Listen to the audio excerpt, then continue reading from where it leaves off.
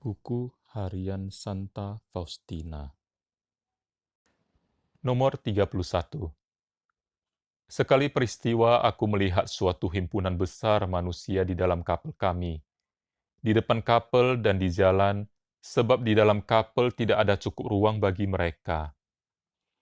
Kapel itu terhias indah untuk suatu pesta.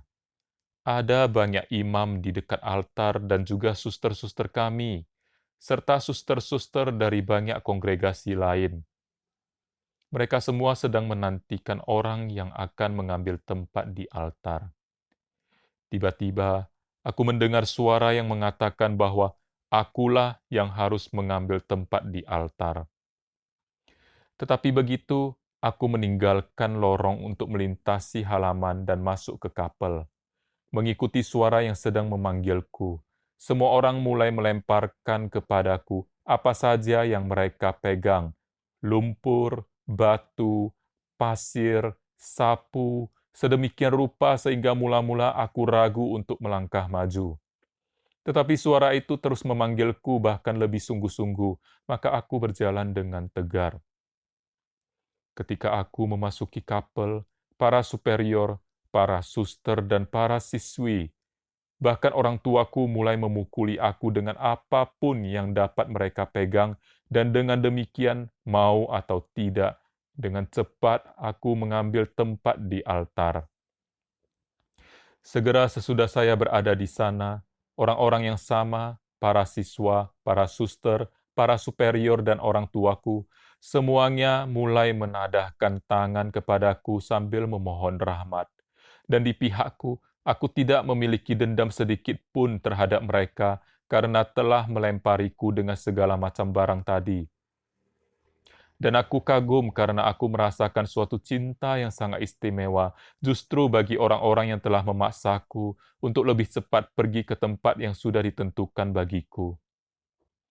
Pada saat yang sama, jiwaku dipenuhi dengan kebahagiaan yang tak terperikan, dan aku mendengar suara ini. Lakukanlah apapun yang engkau inginkan, dan selaras dengan kehendakmu. Bagikanlah rahmat kepada siapa saja yang engkau kehendaki, dan kapan saja engkau mau. Kemudian sekonyong-konyong penglihatan itu menghilang.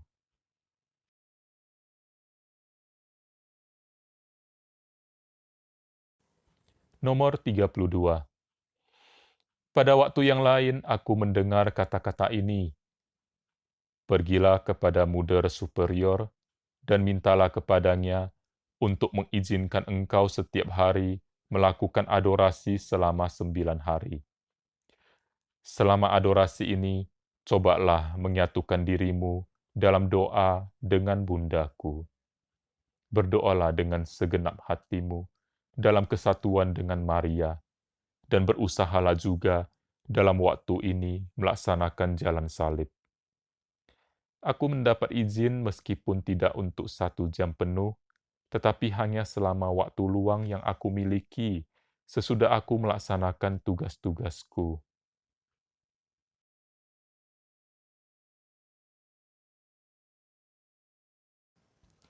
Nomor 33. Novena itu harus kulaksanakan dengan wujud untuk tanah airku. Pada hari ketujuh novena itu, aku melihat Bunda Allah mengenakan pakaian yang cemerlang di antara surga dan bumi. Ia sedang berdoa dengan tangan terkatup di dada dan matanya menatap ke surga.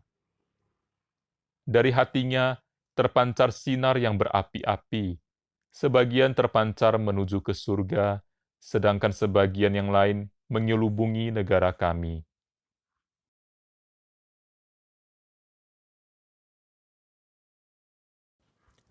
Nomor 34. Ketika aku menceritakan hal ini dan sejumlah hal lain kepada bapa pengakuanku, ia berkata bahwa semua ini bisa jadi sungguh berasal dari Allah, tetapi dapat juga hanya sekedar ilusi. Karena begitu seringnya aku mengalami perubahan tugas, aku tidak mempunyai seorang bapak pengakuan yang tetap. Kecuali itu, aku memiliki kesulitan besar dalam menyampaikan hal-hal seperti itu. Aku berdoa dengan khusyuk supaya Tuhan memberiku rahmat yang besar, yakni seorang pembimbing rohani. Tetapi doaku baru terjawab sesudah kaul kekalku ketika aku bertugas di Vilnius. Imam itu adalah Pastor Sopoko. Allah telah memperkenankan aku melihat dia dalam suatu penglihatan batin, bahkan sebelum aku tiba di Vilnius.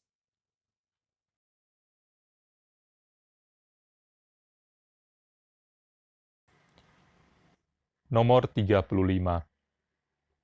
Oh, seandainya aku mempunyai seorang pembimbing rohani sejak awal, tentulah aku tidak mengia-ngiakan begitu banyak rahmat Allah. Seorang bapa pengakuan dapat sangat membantu jiwa, tetapi dapat juga sangat merusak. Oh, betapa seorang bapa pengakuan harus sungguh cermat dalam kaitan dengan karya rahmat Allah dalam jiwa orang-orang yang mengaku dosa kepadanya. Hal ini sungguh amat penting. Melalui rahmat yang diberikan kepada suatu jiwa, orang dapat mengetahui tingkat keakraban jiwa itu dengan Allah.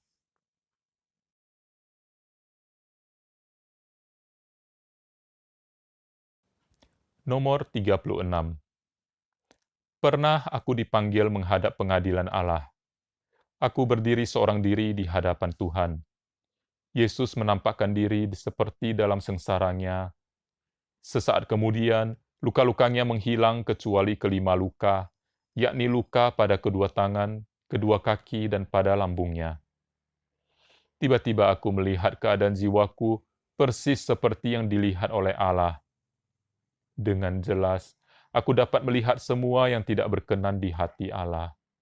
Aku tidak tahu bahwa bahkan pelanggaran-pelanggaran yang paling kecil pun harus dipertanggungjawabkan. Suatu situasi yang luar biasa. Siapa dapat melukiskannya?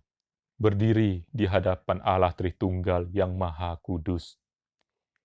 Yesus bertanya kepadaku, "Siapa engkau?"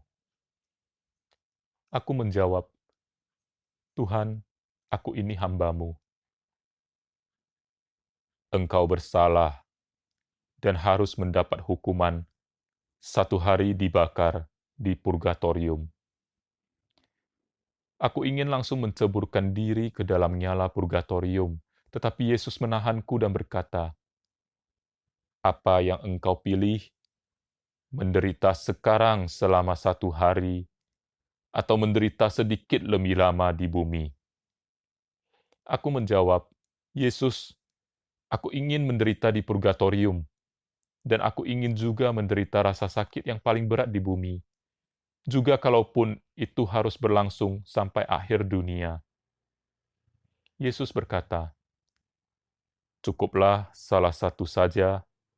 Engkau akan kembali ke bumi, dan di sana engkau akan banyak menderita, tetapi tidak lama. Engkau akan melaksanakan kehendakku dan memenuhi keinginan-keinginanku, dan seorang hambaku yang setia akan membantu engkau melaksanakan hal ini. Sekarang, sandarkanlah kepalamu pada dadaku, pada hatiku, dan seraplah darinya kekuatan dan kemampuan untuk menanggung semua penderitaan itu, sebab engkau tidak akan menemukan kelegaan atau pertolongan atau penghiburan dimanapun. Ketahuilah bahwa engkau harus banyak-banyak menderita, tetapi janganlah membiarkan semua ini menggentarkan engkau. Aku menyertaimu."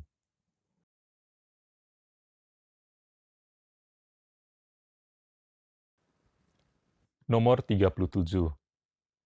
Tak lama kemudian aku jatuh sakit. Bagiku, kerapuhan ragawi ini menjadi sekolah kesabaran.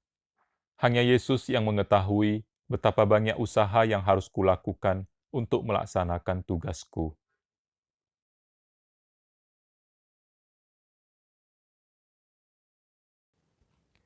Nomor 38. Untuk memurnikan suatu jiwa, Yesus menggunakan alat apapun yang Ia sukai. Jiwaku merasa ditinggalkan oleh semua makhluk. Seringkali Maksud-maksud paling baikku disalah tafsirkan oleh para suster. Suatu bentuk penderitaan yang paling menyakitkan, tetapi Allah mengizinkannya dan harus diterima, sebab dengan cara ini manusia menjadi semakin menyerupai Yesus. Ada satu hal yang tidak dapat kupahami untuk waktu yang lama. Yesus memerintahkan aku memberitahukan segala sesuatu kepada para superiorku.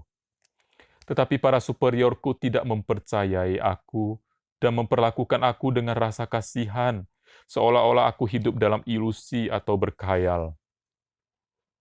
Karena hal ini, yakni karena takut diriku diperdayakan, aku memutuskan untuk menghindari Allah secara batin karena takut berkhayal. Tetapi rahmat Allah terus memburuku di setiap langkah, dan Allah berbicara kepadaku justru pada saat aku paling tidak mengharapkannya.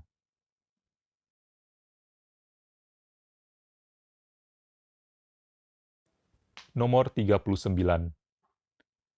Pada suatu hari, Yesus memberitahukan kepadaku bahwa ia akan menjatuhkan hukuman atas kota yang paling indah di tanah air kami. Hukuman ini akan menjadi seperti hukuman yang dijatuhkan Allah atas Sodom dan Gomora. Aku menyaksikan murka Allah yang amat besar, dan rasa ngeri pun menyayat hatiku. Aku berdoa dalam keheningan. Tak lama kemudian Yesus berkata kepadaku, "Putriku, satukanlah dirimu erat-erat denganku selama kurban misa, dan persembahkanlah darah dan luka-lukaku kepada Bapa sebagai pendamaian atas dosa-dosa kota itu. Ulangilah ini tanpa henti selama misa kudus. Lakukanlah ini selama 7 hari." Pada hari ketujuh, aku melihat Yesus di tengah awan cemerlang, dan aku mulai memohon kepadanya untuk mengasihani kota itu dan seluruh negeri kami. Yesus memandang ke bawah dengan sangat ramah. Ketika aku menyaksikan keramahan Yesus, aku mulai memohon berkat-Nya, serta-merta Yesus berkata, "Demi engkau, aku memberkati seluruh negeri." Dan ia membuat tanda salib atas tanah air kami. Menyaksikan kebaikan Allah ini, suatu sukacita yang luar biasa memenuhi jiwaku.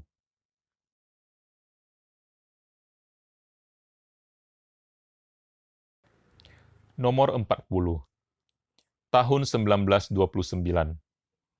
Pada suatu hari dalam misa kudus, aku merasakan suatu kedekatan yang sangat istimewa dengan Allah. Meskipun aku berusaha untuk menghindarinya dan melepaskan diri dari Dia. Pada beberapa kesempatan, aku telah lari dari Allah karena aku tidak ingin menjadi korban roh jahat. Karena orang-orang lain telah berkata kepadaku lebih dari satu kali bahwa begitulah halnya. Dan ketidakpastian ini berlangsung agak lama. Dalam misa kudus sebelum komuni, kami harus membaharui kaul.